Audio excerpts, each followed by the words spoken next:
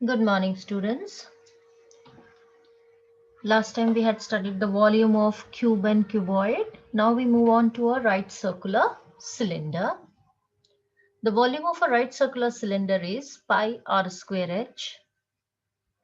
Pi आप जानते हैं universal constant है 22/7. R stands for radius of the cylinder and h is the height of the cylinder.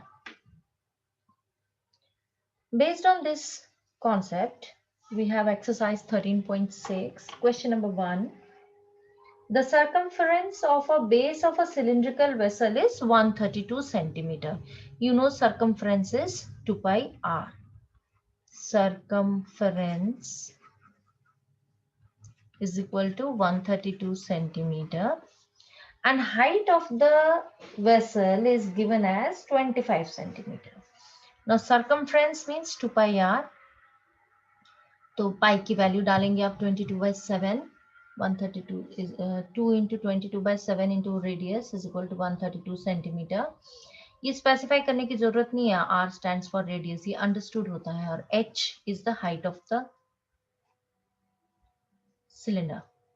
Now R हमने calculate कर लिया यहाँ पे 6 into 7/2 that is 21 centimeter. अब आपसे पूछा गया है how many litres of water it can hold. अब इस वेसल में कितने लीटर्स ऑफ वाटर. जब लीटर पहले भी आपको बताया गया था, लीटर है सिर्फ वॉल्यूम का यूनिट, कैपेसिटी का यूनिट.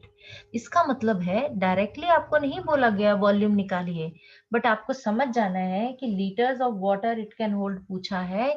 इसका मतलब हमें वॉल्यूम निकालना है कि कितना पानी इसमें आ सकता है. ना वॉल्यूम ऑफ द वेसल, क्योंकि सिलेंडर बोला गया है तो पाई आर स्क्वायर एच. पाई की वैल्यू है 22/7. आर हो गया आपका 21 centimetre into 21 centimetre into H है 25. और तीनों चीजें दो बार रेडियस और एक बार एच सेंटीमीटर में है, तो वॉल्यूम का यूनिट सेंटीमीटर क्यूब होता है. 7 1 7 3. This gives you 66 into 21 into 25 centimetre cube. लेकिन आपको तो क्वेश्चन में लीटर्स पूछा है. How many litres of water, यानी कि इस वॉल्यूम को हमें लीटर में चेंज करना है. हिंट के तौर पे क्वेश्चन में दिया है 1000 centimetre cube is equal to 1 litre. अगर ये ना भी दिया हो तो ये बात आपको पता होनी चाहिए. ये कन्वर्शन हमने पहले भी डिस्कस किए थे, ये कन्वर्शन आपको पता होना चाहिए. तो 1 centimetre cube is equal to 1/1000 litres. तो इसे हम कन्वर्ट कर लेते हैं लीटर्स में, यानी कि 66 इंटू 21 इंटू 25 डिवाइडेड बाय 1000 है ना. 1 सेंटीमीटर क्यूब की बजाय पे 1/1000 लिखा लीटर्स. तो अब ये आंसर आपका जो भी आएगा वो लीटर्स में आएगा. आप अपना आंसर खुद ही कैलकुलेट करिएगा. डेसिमल में आता हो तो डेसिमल में लिख दीजिएगा. बेस्ट तरीका क्या होता है कि आप न्यूमरेटर को बस मल्टीप्लाई करिए और 1000, क्योंकि ये जीरोस है, उस हिसाब से डेसिमल लगा दीजिए. बस 1000 को काटे मत 25 से. Question number 2 is inner diameter of a cylindrical wooden pipe is 24 centimeter and the outer diameter is 28 centimeter.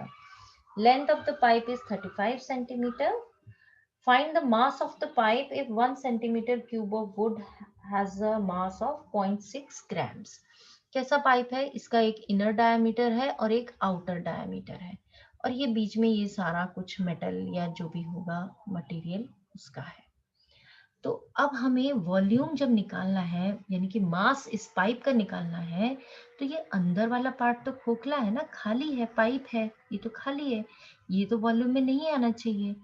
तो हम इस पाइप का वॉल्यूम कैसे निकालेंगे. पाइप का वॉल्यूम होगा आउटर वॉल्यूम में से इनर वॉल्यूम को अगर हम माइनस कर देंगे ये अंदर वाले को, तो वो सिर्फ ये जो मटेरियल ऑफ द पाइप है ये आ जाएगा, इसका वॉल्यूम आ जाएगा. और इस वॉल्यूम को मास निकालने के लिए हम दिया हुआ है कन्वर्जन. मास 1 सेंटीमीटर क्यूब का 0.6 ग्राम्स है, तो जितना भी हमारा वॉल्यूम आएगा उसको 0.6 ग्राम से मल्टीप्लाई करना है. अब वॉल्यूम के लिए हमें रेडियस की जरूरत होती है, क्योंकि पाइप आउटर लें या इनर लें, पार्ट सेम हाइट सेम रहेगी। तो अगर हम पाइप को ऐसे करके लेटा दें तो ये लेंथ कहलाती है, और ऐसे खड़ी कर दी तो हाइट। तो मीन्स जो 35 सेंटीमीटर इसकी लेंथ दी है, it is nothing but h या height. Now inner diameter 24 centimetre, मतलब इनर रेडियस हो गया 12 सेंटीमीटर। आउटर डायमीटर 28 सेंटीमीटर, मतलब आउटर रेडियस हो गया 14 सेंटीमीटर, हाफ हो गया ना। Therefore, volume of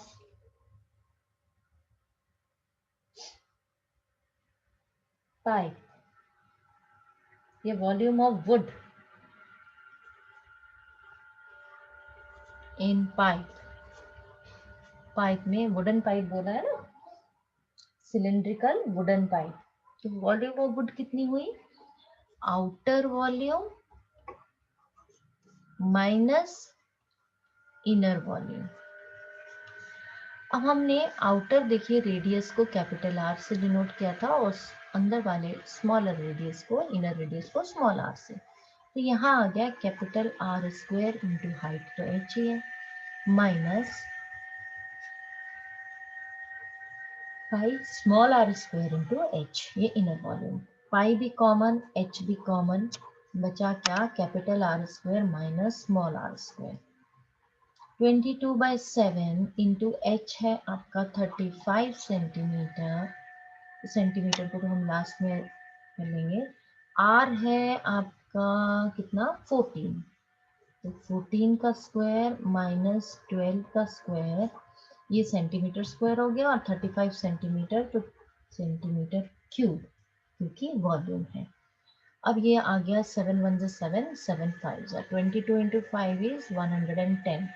अब 14 स्क्वायर इंटू 12 स्क्वायर चाहे तो आप 14 इंटू 12 करके करिए, 14 इंटू 14 एंड 12 इंटू 12 करिए, चाहे आप ए स्क्वायर माइनस बी स्क्वायर वाली आइडेंटिटी लगा लीजिए, किसी तरीके से भी आप कर सकते हैं।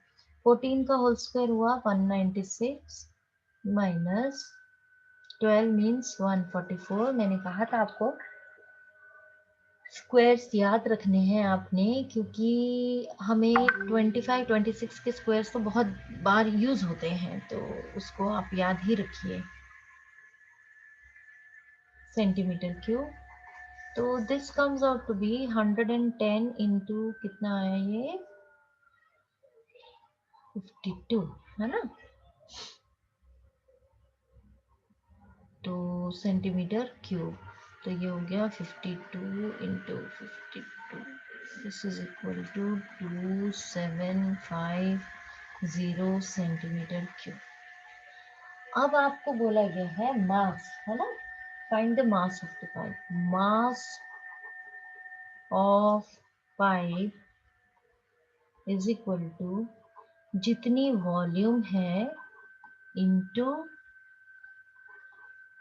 0.6 grams per centimetre cube. 1 centimetre cube का 0.6 ग्राम्स है, तो 5720 सेंटीमीटर क्यूब का कितना होगा। इसे आप मल्टीप्लाई करेंगे और आंसर अपने आप फाइंड आउट करेंगे। होप आपको इसमें कैलकुलेशन में कोई दिक्कत नहीं आएगी। सेंटीमीटर क्यूब से सेंटीमीटर क्यूब कट जाएगा, आंसर ग्राम्स में आएगा। उसे चाहे तो आप केजीज में भी कन्वर्ट कर सकते हैं, ठीक है। सो आई होप ये दोनों कॉन्सेप्ट्स, दोनों क्वेश्चंस आपको समझ में आए होंगे। कैलकुलेशन करके आंसर्स कंप्लीट कर लीजिएगा, and still if you find any difficulty then you can ask me. Thank you.